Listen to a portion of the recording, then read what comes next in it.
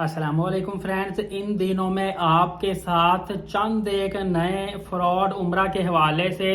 आपका नुकसान करने के लिए डिफरेंट किस्म के तरीके इस्तेमाल किए जाएंगे, जो कि ऐसे टेक्निकल तरीके होंगे कि आपको ज़ाहरी तौर पर ऐसा ही लगेगा कि ये आपके हक में बेहतर हो रहा है, आप बिल्कुल राइट कर रहे हैं, लेकिन आपके साथ रॉन्ग हो जाएगा। इसीलिए ये बहुत अहम इंफॉर्मेशन आपके लिए लेकर आया हूँ। यकीनन आप इससे इस्तेफादा हासिल करेंगे या आपके जानने वाले जो भी रिश्तेदार दोस्त अहबाब हैं उन तक ये वीडियो पहुँचाइएगा, ताकि वो भी इन खबरों से आगाह रहे, क्योंकि बहुत बड़ी तादाद में लोगों को मालूमात नहीं है। मैं सबसे बड़ी खबर तो आपको ये दूं कि अब उम्रा वीज़ा कोई करवा नहीं रहा बल्कि बेच रहा है। इसका मेरा बताने का मकसद ये है कि इस वक्त लोग बिजनेस कर रहे हैं, नेकी नहीं कर रहे। लिहाजा जब तक आपका उम्रा वीज़ा नहीं आता तब तक आपने बाकी पैकेज की पेमेंट अदा नहीं करनी। मतलब कि मुकम्मल आपने उम्रा पैकेज इस वक्त नहीं खरीदना। इनसे तय कर लें कि उम्रा वीज़ा की फ़ी कितनी है। बाज़ लोग ये भी कहेंगे कि जी जब तक आप होटल बुकिंग नहीं करवाएंगे या टिकट नहीं करवाएंगे रिटर्न, तब तक हम आपको मुकम्मल पैकेज नहीं देंगे, उम्रा वीज़ा अकेला नहीं लगेगा। तो उनसे मेक श्योर कर लें कि हम उनके थ्रू ही जाएंगे, पूरा पैकेज लेंगे, लेकिन पहले हम सिर्फ उम्रा वीज़ा की फ़ीस अदा करेंगे। जब आप उम्रा वीज़ा की फ़ीस अदा कर लें, वो रिफंडेबल फ़ी होनी चाहिए, क्योंकि अगर उम्रा वीज़ा की फीडिंग नहीं होती तो वो रिफंडेबल फ़ीस ही होती है। अगर फीडिंग हो जाए तो फिर वो नॉन रिफंडेबल हो जाती है। लिहाजा एक तो ये चीज़ होगी क्योंकि आपके साथ फ्रॉड हो सकता है, और दूसरा ये है कि अगर आप अभी से साथ पहले वीज़ा नहीं आया, आपने साथ टिकट भी ले ली और होटल बुकिंग भी ले ली, तो वीज़ा ही नहीं मिलेगा तो आपने टिकट को क्या करना है। 99% जो ट्रैवल एजेंट ऑफिसर्स हैं, इन्होंने नॉन रिफंडेबल एयरलाइन टिकटें उठाई हुई हैं, और ये आपने एक दफ़ा ये टिकट ले ली पैकेज के साथ, वीज़ा नहीं भी लगा, ये टिकट आपकी ज़ाया होगी, फिर ये आप पे आएगा। वो आपको कहेंगे कि आपने पहले टिकट क्यों ली है जब आपको पता था कि अभी वीज़ा नहीं लगा। मतलब वो अपना लॉस कम करने के लिए कुछ लॉस आपके ऊपर डालेंगे, तो ये आपने एहतियात करनी है। इसके अलावा एक और अहम काम आपने करना है कि अगर कोई भी आपको यकीन दिलाता है कि 100% वीज़ा लग जाएगा, तो 100% वीज़े की कोई गारंटी नहीं है। लिहाजा आपने बिल्कुल पूरा पैकेज अभी नहीं लेना। दूसरी तरफ मैं आपको बताता चलूं कि इस वक्त जो काम मक्का और मदीना पाक में कुछ दोस्तों के साथ हुआ है, मेरे साथ भी हुआ है, लेकिन अल्हम्दुलिल्लाह बचत हो गई है कि कुछ लोग जो है ना वहाँ पे जाके एक्सपेंस उनका ज़्यादा हो जाता है, या उन्होंने रियाल लेने होते हैं अपनी करेंसी दे के एक्सचेंज शॉप से। तो वहाँ पे वो लोग जब एक्सचेंज शॉप ढूंढते हैं ना, तो वो जब वहाँ किसी से पूछते हैं कि भाई यहाँ पे एक्सचेंज शॉप कहाँ पे है, वो आपको एक्सचेंज शॉप बताता है। या फिर एक्सचेंज शॉप के करीब करीब आपको ऐसे लोग मिलेंगे जिनको डाउट होता है, या वो आपसे पूछते हैं क्या आपने रियाल चेंज करवाने हैं, मतलब कि रियाल लेने हैं अपनी करेंसी दे के, या रियाल आपने दे के दूसरी करेंसी लेनी, कुछ भी करना है। तो वो फौरी तौर पर आपको कहानी सुनाएंगे कि भाईजान मैंने अपने कंट्री में पैसे भेजने हैं, मुझे भी ज़रूरत है, लिहाजा आप मुझसे पैसे ले लें, मेरे साथ चेंज कर लें और मैं आपको सेम रेट दूंगा एक्सचेंज वाला। या सम टाइम ये भी कहते हैं कि आपको मैं रेट थोड़ा सा अच्छा ही दूंगा, कम रेट ही दूंगा, और आपके वो पीछे लग जाते हैं, ज़बरदस्ती आपसे करना शुरू कर देते हैं। जो सीधा साधा बंदा वो कहता है कि यार पता नहीं ये कितना मजबूर है, और वो उससे चेंज करवा लेते हैं। हालांकि सामने एक्सचेंज शॉप है, उसको इतनी ज़रूरत है तो वो भी वहां से जाके करवा ले। तो इस सूरत में अगर आप उस बंदे की बातों में आके उससे करेंसी चेंज करवा लेंगे, तो नंबर एक आपको उस बंदे का नहीं पता कि वो कौन है कौन नहीं, कहाँ से है।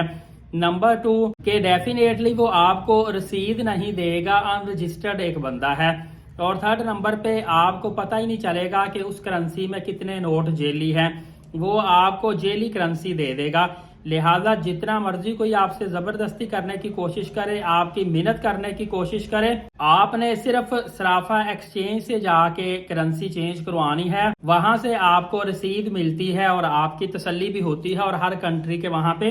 रेट भी चल रहे होते हैं। किसी राह चलते से आपने कम रेट दें या जो भी करें, ان سے آپ نے کرنسی چینج نہیں کروانی، جیلی کرنسی سے آپ نے بچنا ہے، ادروائز وہ کیس سارا آپ پر ہی بن جائے گا۔ اس کے علاوہ سعودی عربیہ میں رہنے والے اکثر انڈیا، پاکستان، بنگلہ دیش میں پیسے بھیجتے ہیں،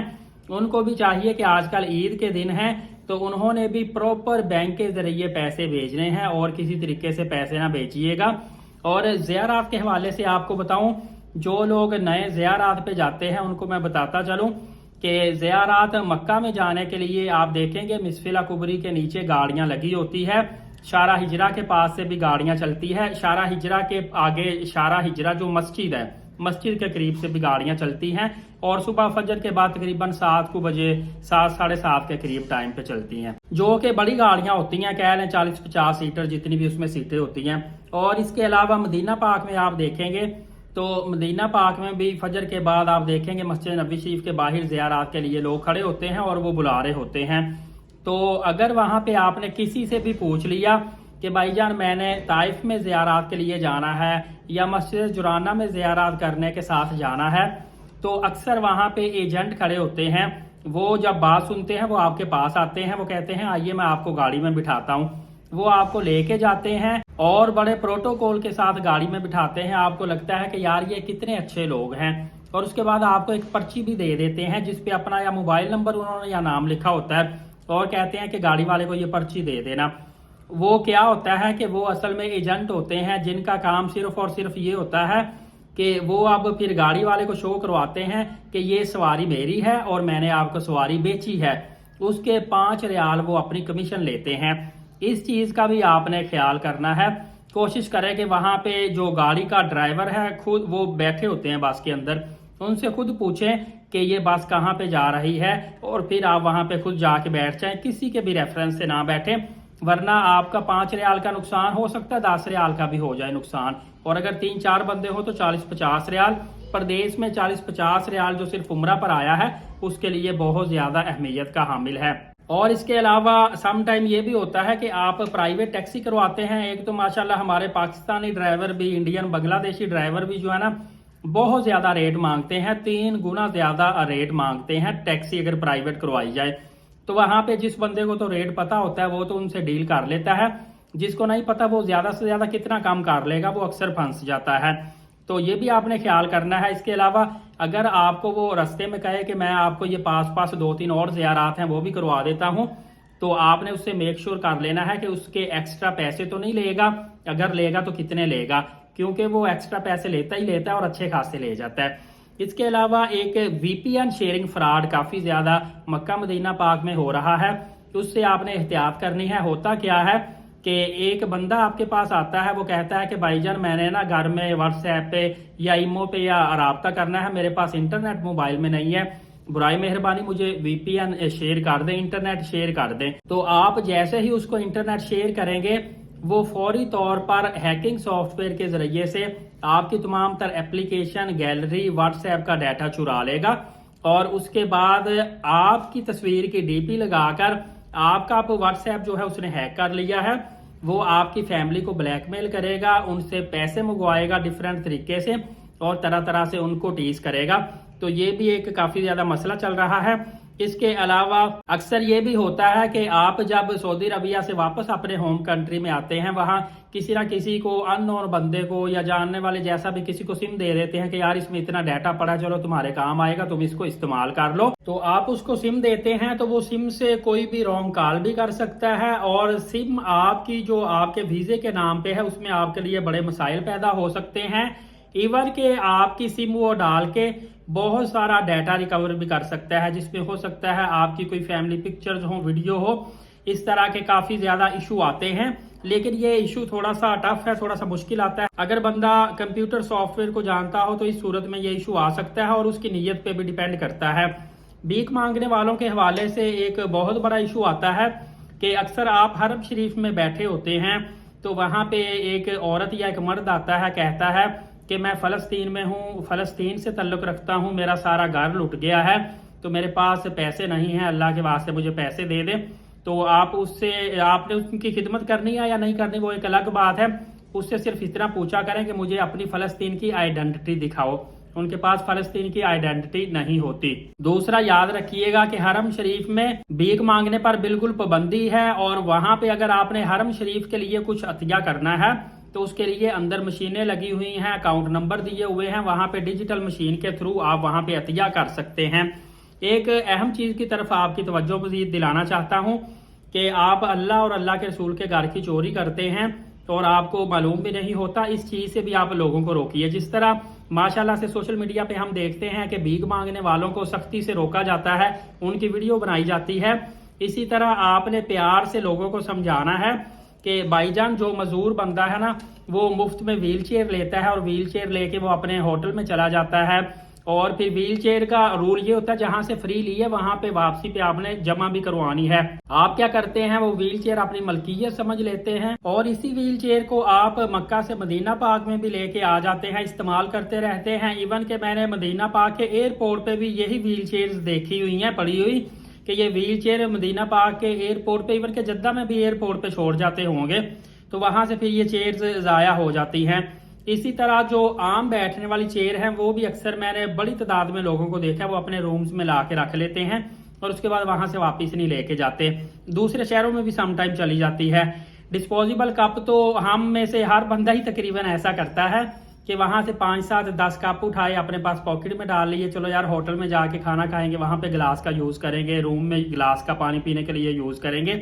تو یہ بھی ایک طرح سے میں سمجھتا ہوں صحیح بات نہیں ہے۔ آپ بازار سے خرید لیں، قرآن پاک جو مکہ مدینہ پاک کے وہ بھی اٹھا کے لے آتے ہیں تبرک کے طور پہ، قالین کے دھاگے توڑ کے لے آتے ہیں۔ کتنی غلط بات ہے کہ قالین کے مسجد نبوی شریف کے مکہ پاک کے قالین کے دھاگے توڑتے ہیں، جی یہ تبرک کے طور پہ ہے۔ اور اسی طرح ویزے کے حوالے سے اگر آپ کو بتاتا چلوں تو آپ کو پتا ہے اس دفعہ تو جو رمضان میں سختی ہوئی ہے نا ویزے کی، وہ صرف اس وجہ سے ہوئی ہے کہ زائرین کی بہت زیادہ تعداد جو ہے نا وہ حرم شریف میں پہنچی ہے، اور انتظامات کے حوالے سے اور توسیع کے حوالے سے یہ تعداد کروڑوں میں ہوئی ہے اور بہت زیادہ تعداد ہے، جس کی وجہ سے بہت زیادہ رکاوٹیں بنتی ہیں عبادات کے لیے حرم شریف میں آنے کے لیے۔ تو یہ سعودی عربیہ نے امیڈیٹلی عمرہ ویزا روک دیا ہے، لیکن یہ جو 1 سالہ ملٹیپل ویزا روکا گیا ہے یہ واضح طور پر اسی لیے روکا گیا ہے کہ اس ویزے کا حج کے قریب آ کے لوگ غیر قانونی طریقے سے استعمال کرتے ہیں، اسی ویزے پر غیر قانونی ڈیفینیٹلی حج بھی کرتے ہیں، اور اس ویزے پر رہ کر میرے سامنے جو لوگ ہیں وہ کام بھی کر رہے ہوتے ہیں، کہیں ڈیلی ویجز پہ کر لیا، کہیں لک چھپ کے کر لیا، حالانکہ یہ ٹوٹل ایلیگل کام ہے۔ اور اس کے علاوہ ایک اور بھی اہم چیز اس میں ہے کہ کافی زیادہ ایجنٹ ہیں، ان کی بھی بہت بڑی غلطی ہے،